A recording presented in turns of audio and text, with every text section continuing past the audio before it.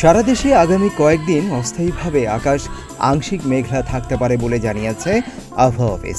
এ সময় তাপমাত্রা কমতে পারে বলেও জানিয়েছে সংস্থাটি।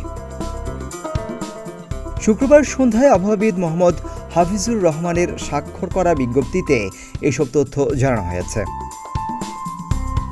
পঞ্চগড়ের তেঁতুলিয়ায় শুক্রবার দেশের সর্বনিম্ন 16.2 ডিগ্রি সেলসিয়াস তাপমাত্রা রেকর্ড করেছে আবহাওয়া অফিস। সারা দেশে শনিবারের রাতের তাপমাত্রা সামান্য কমতে পারে বলে ধারণা করা হচ্ছে।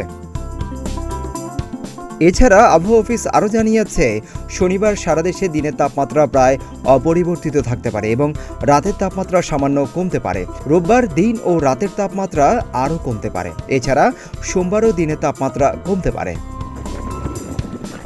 এদিকে মৌসুমের স্বাভাবিক লঘুচাপ দক্ষিণ বঙ্গোপসাগরে অবস্থান করছে জানিয়ে আবহাওয়া অফিস বলছে, আগামী কদিন অস্থায়ীভাবে আংশিক মেঘলা আকাশ সহ সারা দেশের আবহাওয়া শুষ্ক থাকতে পারে। এর মধ্যে আগামী রোববার ভোরের দিকে দেশের নদী অববাহিকায় হালকা কুয়াশা পড়তে পারে। বর্ধিত 5 দিনের আবহাওয়ার অবস্থায় বলা হয়েছে, উল্লেখযোগ্য পরিবর্তনের কোনো পূর্বাভাস নেই।